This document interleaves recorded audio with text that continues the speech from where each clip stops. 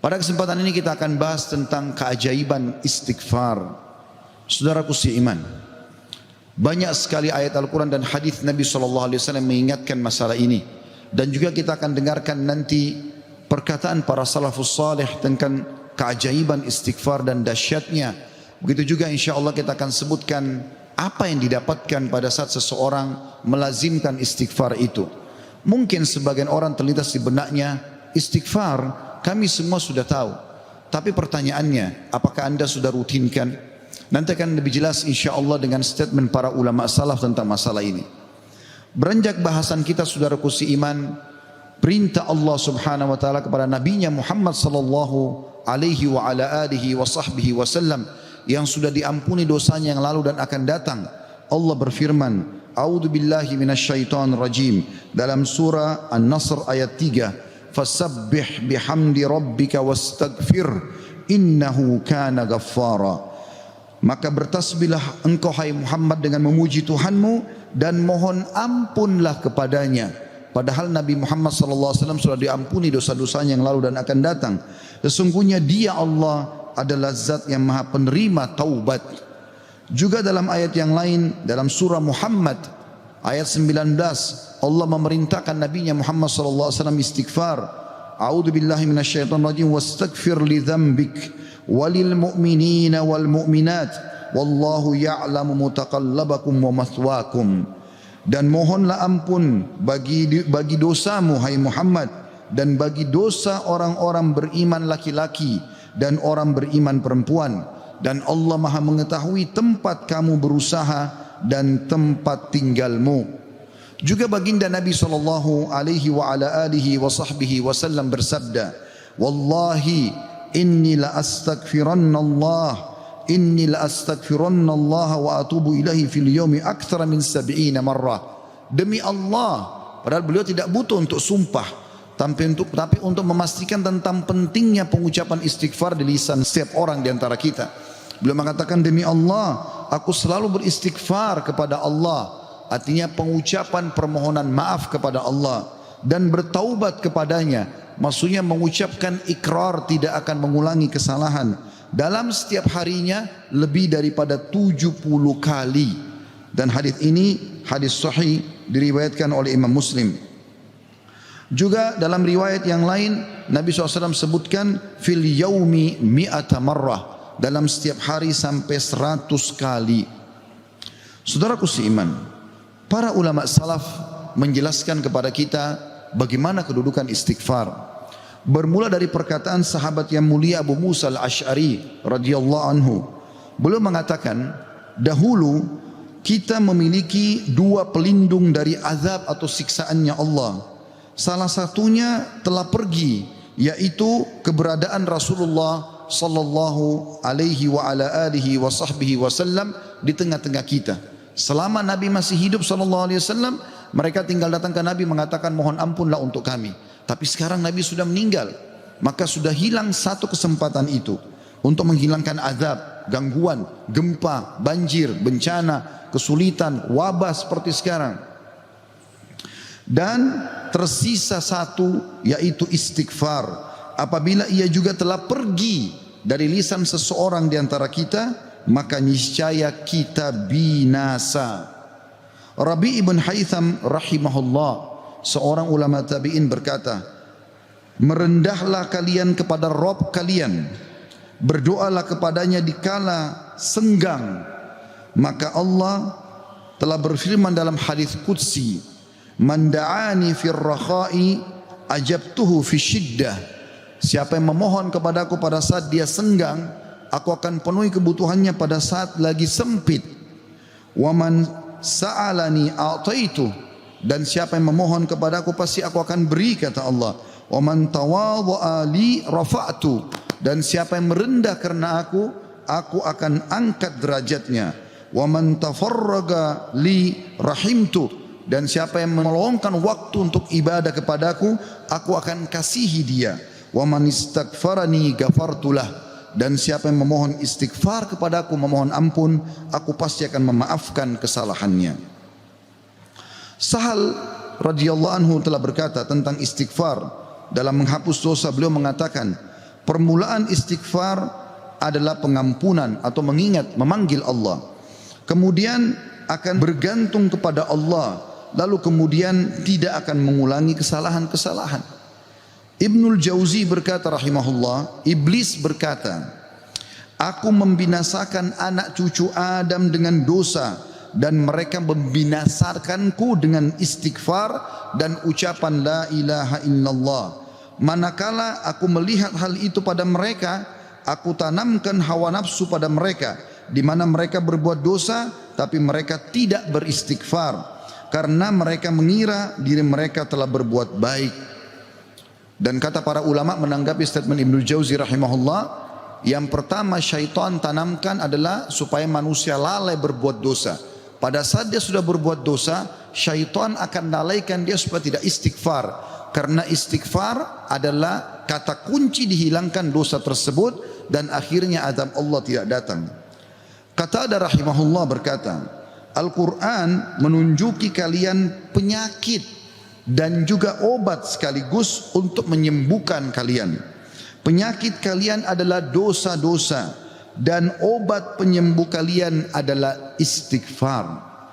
Permasalahan apapun akan selesai dengan istighfar.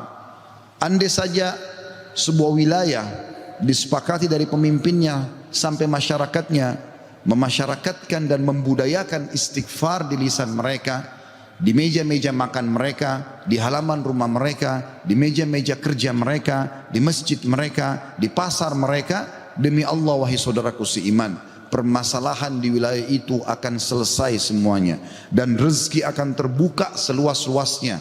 Anda akan dengarkan nanti kurang lebih 9 manfaat daripada istighfar itu sendiri. Ali radhiyallahu anhu berkata, sahabat Nabi yang mulia ini berkata, yang aneh adalah orang yang binasa padahal keselamatan ada bersamanya. Orang bisa kena gempa, banjir, penyakit kronis, kemiskinan, kesusahan hidup. Kata Ali radhiyallahu anhu, yang aneh adalah orang yang binasa padahal keselamatan ada bersamanya.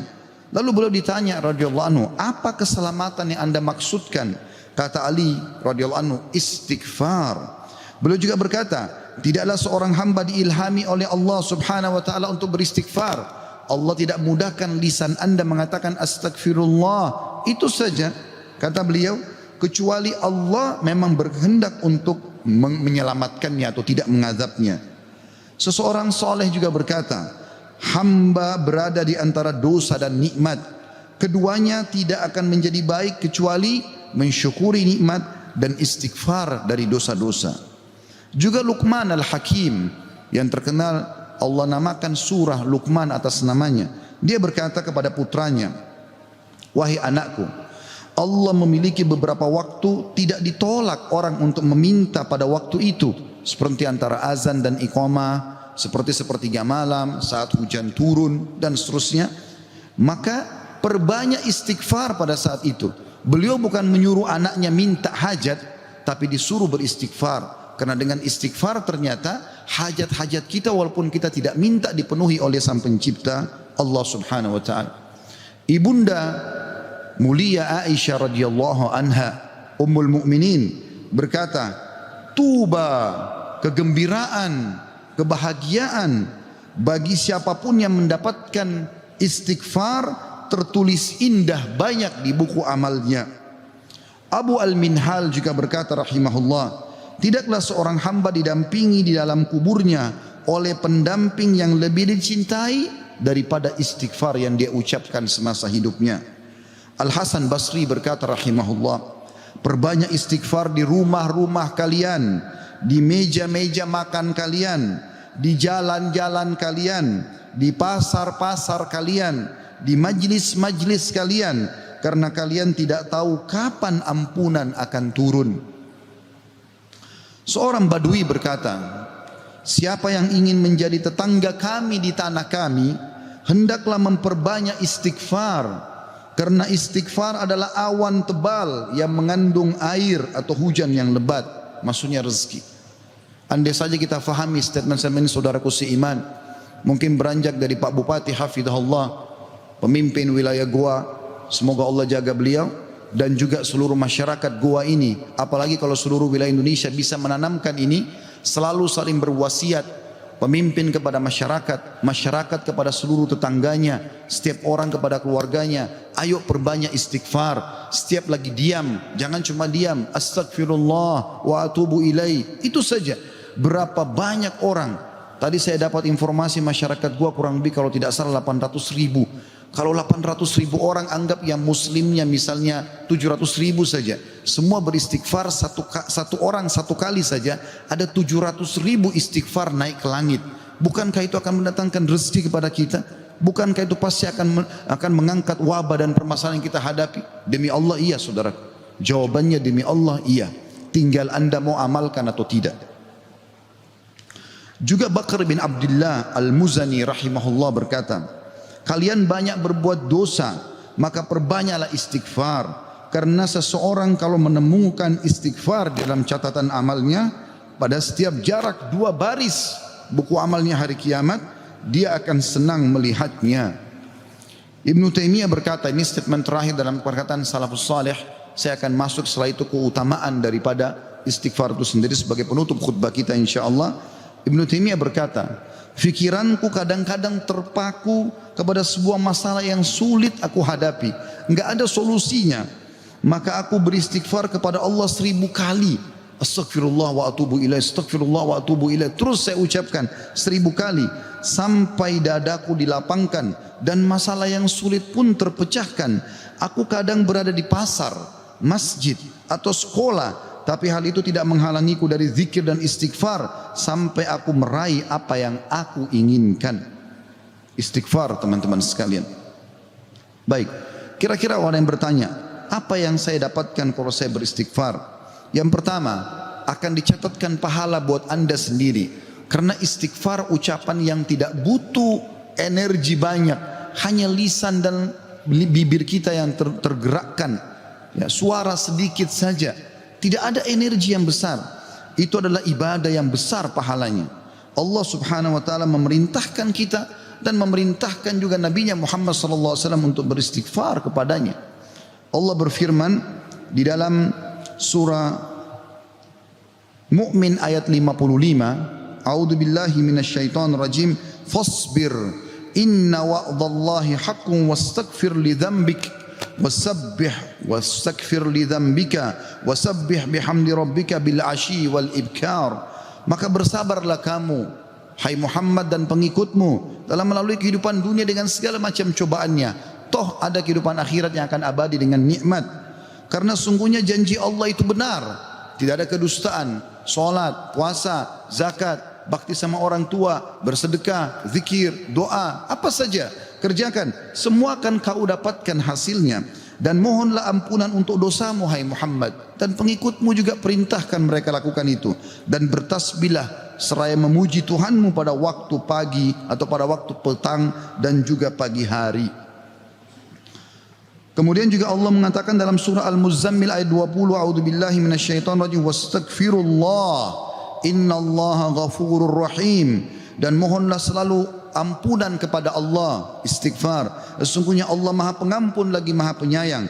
Dan yang terakhir ayat Al-Quran adalah Al-Imran 133. Tentu ayat banyak sekali tapi saya singkatkan di sini karena khutbah Jumat. A'udzubillahi minasyaitonir rajim. Wasari'u ila magfiratin min rabbikum wa jannatin arduhas samawati wal ardu iddat lil muttaqin. Dan bersegeralah kamu kepada ampunan dari Tuhanmu dan kepada surga yang luasnya seluas langit dan bumi yang disediakan untuk orang-orang beriman. Yang kedua saudaraku seiman, istighfar sebab utama datangnya rezeki. Allah menyebutkan dalam Al-Quran, ya, apa yang diucapkan oleh lisan nabinya yang mulia Nuh alaihissalam dalam surah Nuh ayat 10 sampai ayat 12. A'udzubillahi minasyaitonir rajim. Faqultu astaghfiru rabbakum innahu kana ghaffara yursilis samaa 'alaikum midrara wa yumditkum bi amwalin wa banina wa yaj'al lakum jannatin wa yaj'al lakum anhara. Maka aku berkata kepada kaumku, ya Allah, kata Nabi Nuh, mohonlah ampun kepada Tuhan kalian. Sesungguhnya Dia Allah adalah Maha Pengampun. Niscaya dengan mohon ampun istighfar kalian itu, Dia Allah akan mengirimkan hujan kepadamu yang lebat dan memperbanyak harta juga anak-anakmu, dan mengadakan untukmu kebun-kebun, dan mengadakan di dalamnya sungai-sungai. Juga dalam surah Hud ayat 52, Allah Subhanahu wa taala berfirman, A'udzubillahi minasyaitonir rajim. Ya qaumi, Nabi Hud berkata alaihissalam, ya qaumi istaghfiru rabbakum thumma tubu ilaihi yursilis samaa 'alaikum midrara wa yazidkum quwwatan ila quwwatikum wa la tatawallaw mujrimin. Hai kaumku, kata Nabi Hud alaihissalam, banyaklah mohon ampunlah kepada Tuhan kalian dan bertobatlah kepadanya. Niscaya pasti dengan istighfar dan tobat kalian Dia menurunkan hujan yang sangat deras atasmu. Maksudnya subur. Hujan bukan mematikan tapi membawa berkah. Dan Dia akan menambahkan kekuatan kepada kekuatanmu. Fisikmu akan kuat, fikiranmu, jiwamu akan sehat. Dan janganlah kamu berpaling dengan berbuat dosa. Al-Qurtubi rahimahullah berkata tentang tafsir surah Hud ayat 52, di dalam ayat-ayat ini terdapat dalil bahwa istighfar digunakan untuk meminta rezeki dan hujan.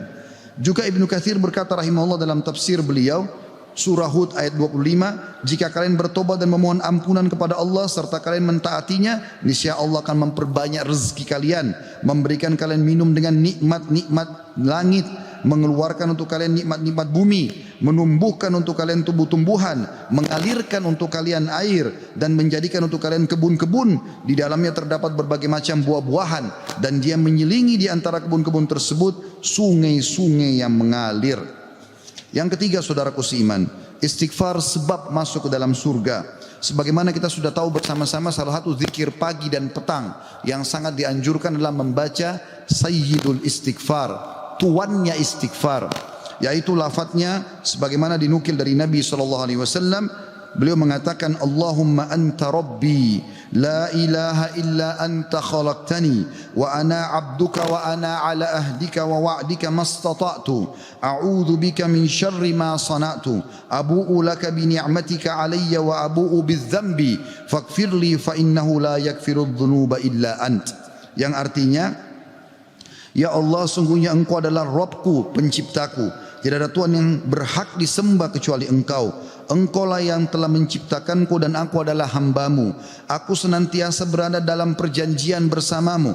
Maksudnya mentauhidkan Allah dan tidak bermaksiat. Dan aku yakin akan janjimu tentang pahala bagi orang-orang mukmin semampuku. Aku berlindung kepadamu dari kejelekan yang aku perbuat. Aku mengakui nikmatmu kepadaku serta aku mengakui dosaku. Oleh karena itu ampunilah aku, karena sungguhnya tidak ada yang mengampuni dosa kecuali Engkau. Kata Nabi SAW, siapa yang mengucapkan ini, man qalaha minan nahari mukinan, dia yakin, besok dia ucapkan di siang hari atau pagi hari dengan yakin dalam hatinya, famata min yaumihi, kemudian dia meninggal pada hari itu, qabla an yumsiya, sebelum tiba di sore hari, fahuwa min ahlil jannah, dia pasti masuk ke dalam surga. Wa man qalaha minal laili wa huwa muqinun biha, dan siapa ucapkan walaupun sekali saja di malam hari, famata, maka kemudian dia mati, qabla an yusbih, sebelum dia tiba pagi hari, fahuwa min ahlil jannah. Yang keempat, istighfar adalah sebab dihapuskannya dosa. Mohon maaf kalau sedikit panjang, saya minta waktu sekian beberapa menit lagi. Kata ada berkata radhiyallahu rahimahullah, sesungguhnya Al-Quran menunjuki kalian tentang penyakit dan penyembuhannya, yaitu dosa adalah penyakit dan penyembuhannya adalah istighfar. Allah berfirman, a'udzubillahi minasyaitonir rajim, dalam surah Al-Imran 135, walladzina idza fa'alu fahishatan aw zalamu anfusahum dzakarullaha fastaghfaru lidzunubihim wa may yaghfiru dzunuba illallah wa lam yusirru ala ma fa'alu hum ya'lamun. Dan juga orang-orang yang apabila mengerjakan perbuatan keji dan menganiaya diri mereka, kalau mereka buat dosa, maka mereka ingat kepada Allah lalu mereka memohon ampun terhadap dosa-dosa mereka, dan siapa lagi yang dapat mengampuni dosa selain Allah, dan mereka mereka tidak meneruskan perbuatan dosa itu sedang mereka mengetahuinya. Kemudian teman-teman sekalian, selanjutnya adalah yang kelima, istighfar mencegah hukuman dari Allah Subhanahu wa taala. Saya ambil satu saja. Al Hasan Basri rahimahullah berkata, wahai anak Adam, meninggalkan dosa lebih ringan bagimu daripada mencari taubat, dan ketahuilah bahwasanya pada saat kau meninggalkan perbuatan dosa, atau kau beristighfar pada saat berbuat dosa, maka azab Allah tidak akan datang. Karena Allah berfirman dalam surah Al-Anfal ayat 33, A'udzubillahi minasyaitonir rajim, wa ma kana Allah liyu'adzibahum wa anta fihim, wa ma kana Allah mu'adzibahum yastaghfirun. Dan Allah sekali-kali tidak akan mengadab mereka sedangkan kamu berada di tengah-tengah mereka, hai Muhammad, dan tidak pula Allah akan mengadab mereka sedang mereka selalu memohon ampun. Yang keenam, istighfar sebab diangkatnya derajat. Dalam sebuah hadis, ajarkan bab ini kepada anak anda. Dalam hadis riwayat Ahmad dengan sanad hasan, kata baginda Nabi SAW, Inna Allah Azza wa Jalla yarfa'ud darajati lil abdi salihi fil jannah, fayaqulu ya Rabbi anna li hadhihi, fayaqulu bi istighfari waladika lak. Sesungguhnya Allah yang maha suci dan maha tinggi mengangkat derajat seseorang hamba saleh di surga sehingga dia bertanya, yang sudah mati diangkat derajatnya tinggi di surga. Hamba ini bingung, dia tidak pernah merasa berbuat amal yang bisa membawa dia ke derajat itu. Lalu dia bertanya, wahai Rabbku, dari mana nikmat ini hamba dapatkan? Maka kata Allah SWT, dari istighfar anakmu untukmu. Yang ketujuh, istighfar adalah sebab disucikan hati. Sebagaimana Nabi SAW bersabda, Innal mu'mina idha adzamba dzamban kanat nuqtatan sauda'u fi qalbihi.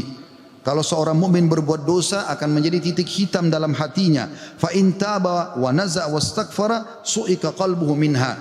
Kalau dia bertaubat kemudian dia beristighfar kepada Allah, meninggalkan dosanya, maka akan diangkat noda hitam itu dalam hatinya. Fa in zadat hatta taglufa qalbu fadzalika ar-rana alladhi dzakarahu Allah fi kitabihi kalla barrana ala qulubihim ma kanu yaksibun. Dan kalau seandainya dia bertaubat dan meninggalkannya serta beristighfar, hatinya kembali bersih darinya, dan kalau dia tambah melakukan dosa, maka bertambah pula titik hitam itu sampai menutupi seluruh hatinya. Dan itulah makna kalimat ar-ran dalam firman Allah Subhanahu wa taala, sekali-kali apa yang selalu mereka usahakan itu menutupi hati mereka. Surah Al-Mutaffifin ayat 14. Dua poin yang terakhir teman-teman sekalian, yang ke-8 adalah istighfar sebab memperoleh anak dan keturunan.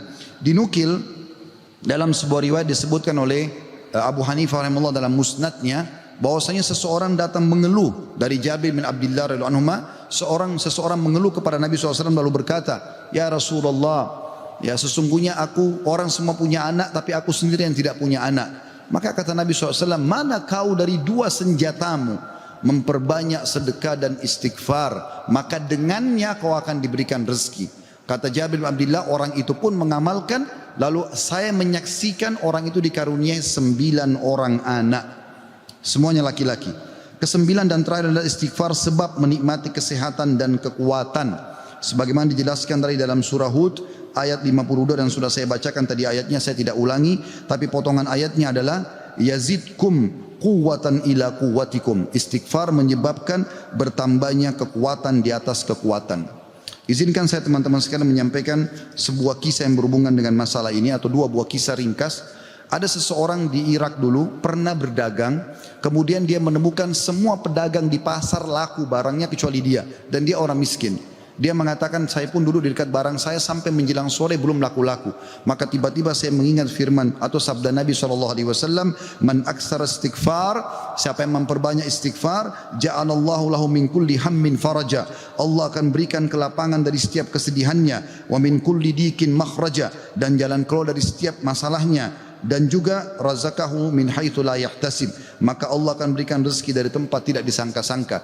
Maka dia bilang, saya pun beristighfar kepada Allah, dan terjadi satu keajaiban yang luar biasa. Ternyata datang kepadaku hampir seluruh pedagang pasar datang, dan mereka memperebutkan barang daganganku.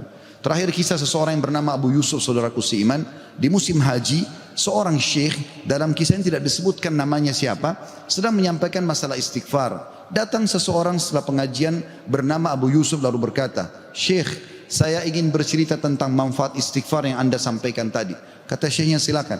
Dia bilang, saya menikah bertahun-tahun tidak punya anak sama sekali, dan saya sama istri saya sedih. Lalu satu waktu saya pernah mendengarkan sebuah siaran tentang makna Ya, firman Allah SWT surah Nuh ayat 10 sampai ayat 12 tadi sudah saya bacakan ayatnya, bahwasanya orang kalau istighfar akan diturunkan hujan dari langit, diberikan keturunan dan juga harta.